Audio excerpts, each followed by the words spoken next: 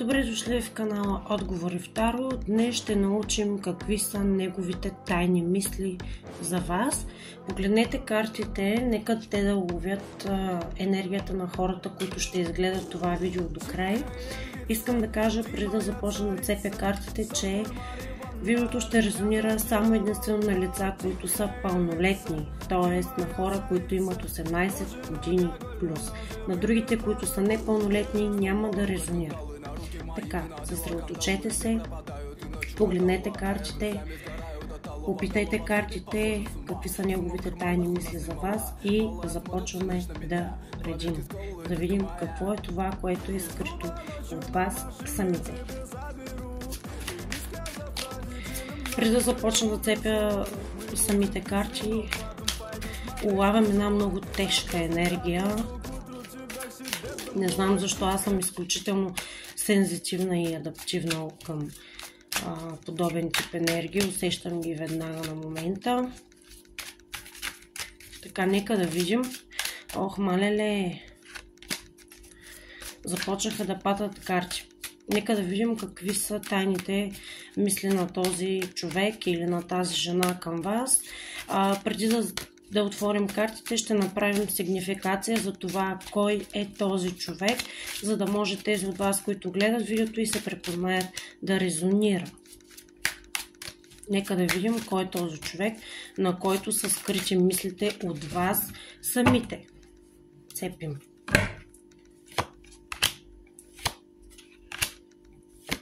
Така.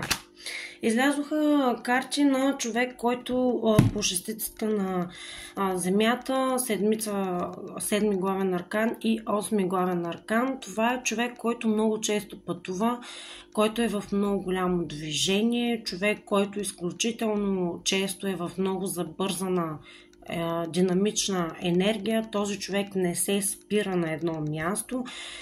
Това е човек, който се занимава много често самият себе си. Какво имам в предвид това? Той е изцяло съсредоточен и фокусиран върху това с какво се занимава, как се занимава и така нататък. Човек, който взема и дава. Човек, който дава и взема.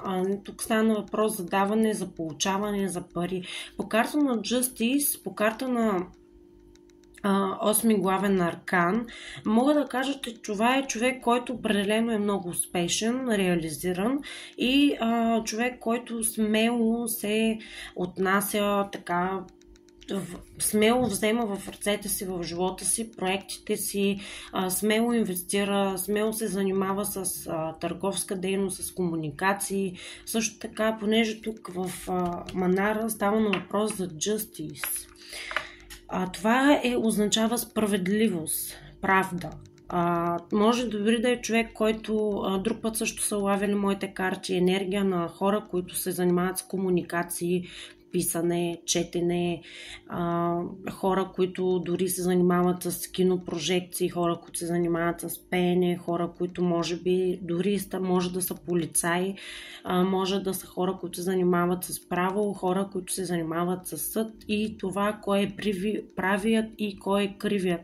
Може да са менеджери, може да са управители, може да са някакъв контрол, който анализира и дава своята оценка за някъде, за нещо или прави някакъв вид отчети някъде. Това е този човек и това усещат моите карти. Ако сте препознали този човек в тази сигнификация, ще научим какви са неговите или нейните тайни мисли спрямо към вас. Започвам.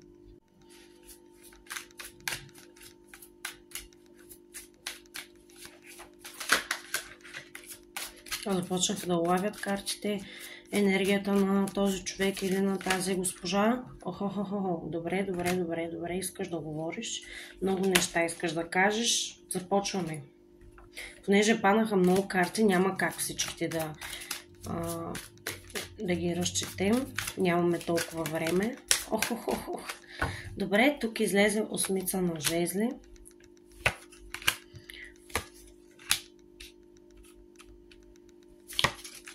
Какви са тайните мисли? Тук на първо място усещам много голяма ревност от този човек или от тази жена спрямо към вас самите. Другото, което усещам тук е, че този човек ви иска да каже: аз те усещам като съдбоносен или като съдбоносна в живота си.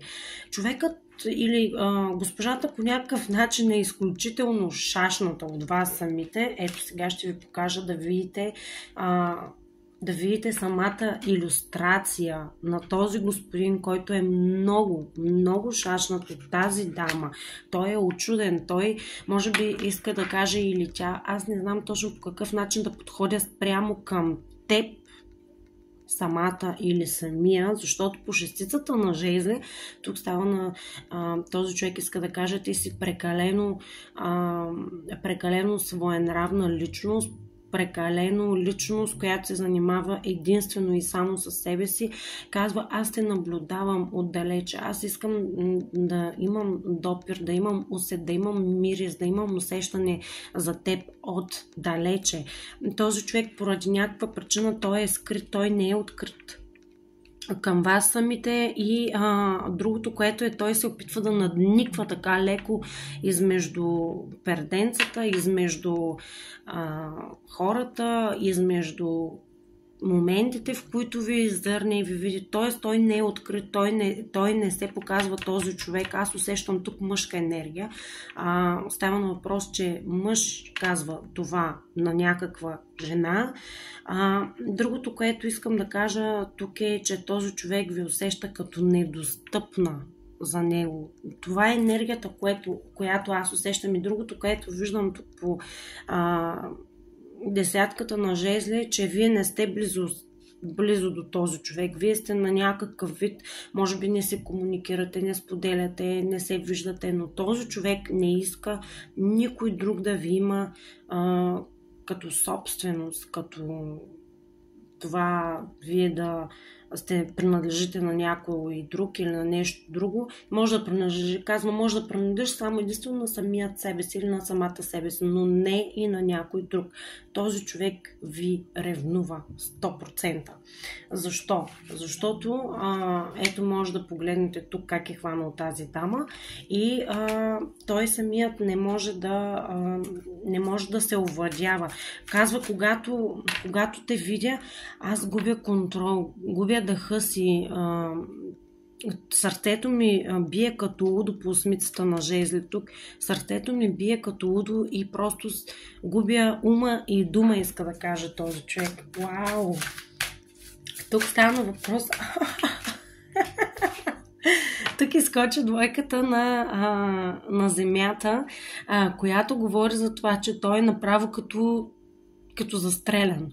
Този човек е като застрелян от вас. Просто е стеснителен. Дори тук по позата на краката му, по това как е застанал, мога да кажа, че той е шашнат. Той е стеснителен, той е притеснителен, той просто буквално, ето ще ви покажа да видите неговата физиономия, той направо другият съвет, който мога да ви дам е: вие изобщо не подхождате по какъвто и да е начин към този човек. Бъдете си пасивни, бъдете си във вашата си енергия. И другото, което искам да кажа тук е, че да, човекът е много заед. Казва: аз съм заед и не спирам да мисля за теб. Ти си в душата ми, ти си в сърцето ми, но има нещо, което винаги отменя твоята енергия, твоята любов. Тоест има нещо, което дърпа вашата енергия към него самият и обаче той не може да стигне до вас. Той не може да ви придърпа и да ви има само единствено за себе си. Иска да каже: аз искам да те имам само единствено за себе си. Нещата тук се развиват много бавно. Това е, което усещат моите карти като за финал.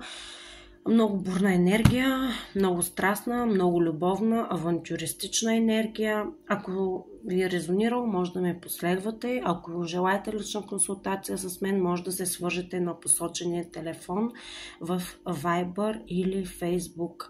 Страницата ми Отговори в Таро, същата е снимката, която е тук.